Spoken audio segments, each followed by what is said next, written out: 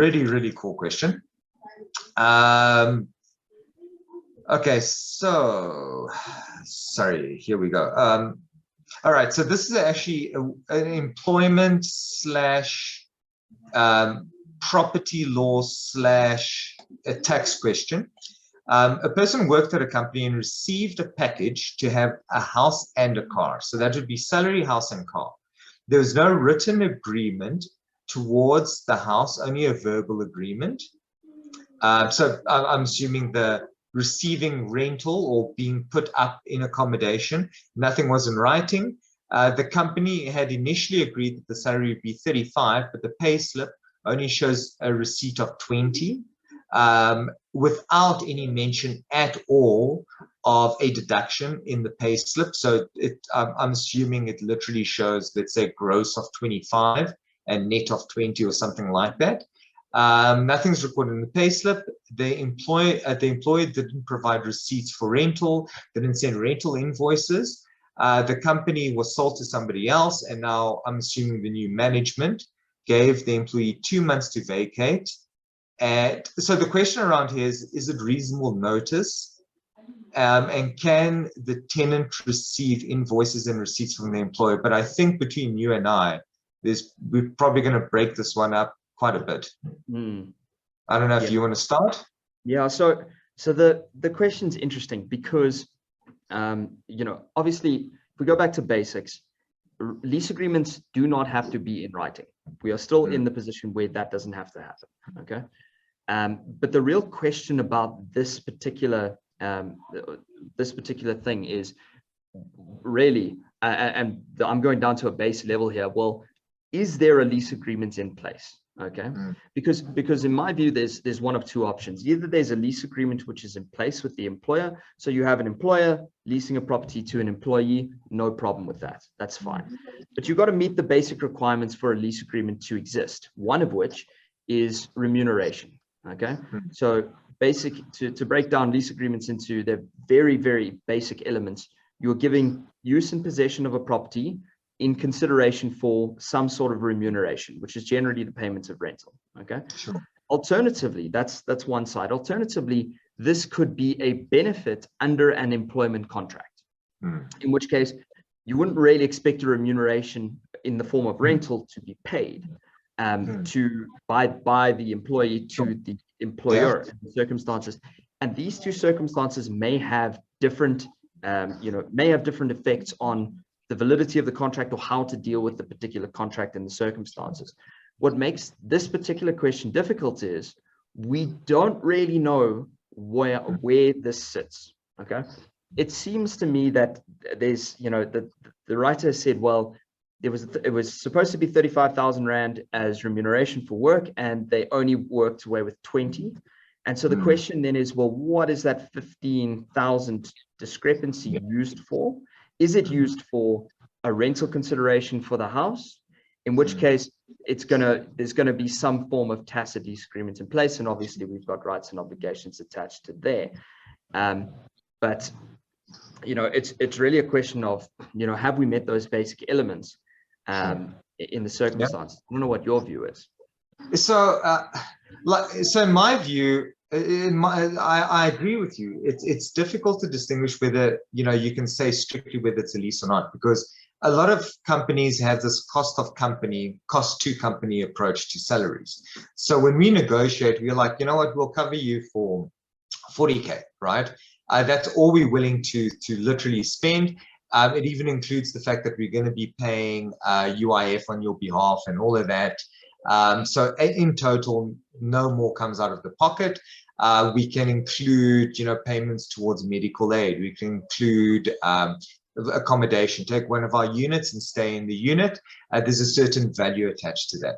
And I suppose it's such a fine line on whether the fact that you've agreed to a value in itself translates to a tacit lease agreement to say, well, the value is there, so it's deducted to a certain degree, and this is the value that you're getting, or not, or whether whether it is actually considered to be a lease agreement. What I'm thinking, so the first problem that I've got with this is it's not being declared, and I suppose the question is, does it have to be declared in a pay slip, right? Because pay slips obviously deal with payee and things like that. So from a SaaS perspective, at the end of the day, this is a fringe benefit and it has to be disclosed. So I'd love to kind of know whether provision has been made for that, whether it's been disclosed to SaaS, because that in itself, whether it's agreed to or not, if the person's staying somewhere due to their employment, that's a benefit. And SARS will want to be able to tax on it.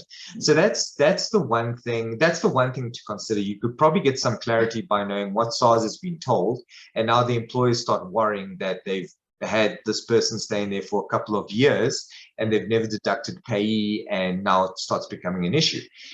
The second thing, though, is how, I suppose the question is how relevant is it, whether it's a lease or not? We do need to ask the question on if it is employment related, and you know, the fact that now they're terminating the occupation, right? You know, is that even allowed in terms? So is this, because if it's not a lease and this is a benefit in terms of employment contract, you've probably got better protection in terms of labor laws, in fact.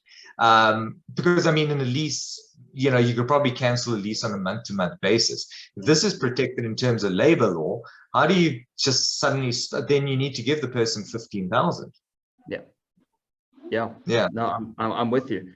Yeah, and look, as far as the question goes, obviously they've said here that, you know, the employer's given them 2 months notice. So in a circumstance that we fall, if there's no written agreement, we're going to interpret it as a month-to-month sort of contract. I'm saying if we take the assumption that this is a lease agreement, okay, and there's a formal lease in place, you know, giving the 2 months notice should be sufficient in the circumstances because it's running on a month-to-month basis. You know, so in the case that it's a lease, that would be fine. From a labor perspective, it's a more difficult question. You know, as you say, there might be some considerations which have to go in there. And I happen to know that the original question on this was they had been given, you know, a shorter than a month's notice, so say 7 days or whatever the case is. That's going to be a massive red flag, because that's going to fail, in my view, on both sides. Whether you go lease, whether you go labor, the implications are massive. And especially, you've got to remember, this is a person's home. You know, to give a 7-day period is just, it's unreasonable in the circumstances, and I don't think you're gonna look, you know, be favorable in front of a court if you have to approach it for an eviction purpose. But here's an interesting perception on the question. I suppose I haven't thought it out, so I don't have the answer off the cuff. Maybe as I'm asking it. So obviously, in terms of things like Consumer Protection Act, you have to ensure that, you know, a fixed term lease agreement is, you know, under a certain period of time. Now, a Consumer Protection Act also deals more with the supplier-consumer relationship. So in an employment context, unless the employer is actually making some kind of profit from this seems to actually not, you know, maybe, and correct me if I'm wrong, maybe doesn't fall within the CPA at all, because it's the provision of accommodation that the employer just owns. It's there for the employee. They're not making money from it. It's not being run as a business necessarily. The employee can't be considered as a consumer because this is some kind of fringe benefit. It could still mean that there's a lease. It's just not necessarily protected in terms of CPA, which then begs the question, is it a month-to-month lease? Because if it's tied intrinsically to your employment, there could be an argument to say, hold on a second, you can't, unless you fire me, you've promised me accommodation as part of my job. So, and specifically accommodation. So I don't want the money, I want the house. And this is the house that you promised. So this was part of my pay, my monthly salary. I expect to stay. You can't give me notice. You don't have that luxury of giving me notice unless you fire me. And this is the downside of things aren't in writing, is it could mess up either way. So this could work very against the employer to say, well, you're not actually allowed to do anything unless you fire the person. And since you're not doing that, sorry, you're going to need to compensate if the person will be amenable to compensation. Well, then the other question, just a hypothetical in the opposite direction. So say it was, you know, a benefit in terms of an employment contract, and they were retrenched or fired for any reason. you know, would they derive the protection of the Rental Housing Act, or is it going to squarely fall under labor law? And assuming that they were, you know, retrenched or fired for proper reasons, you know, I'm not sure whether, you know, it would seem crazy to me that the Rental Housing Act protections thereunder wouldn't kick in for me. Yeah. But it's an interesting question. If it's a pure benefit under an employment contract, I don't know.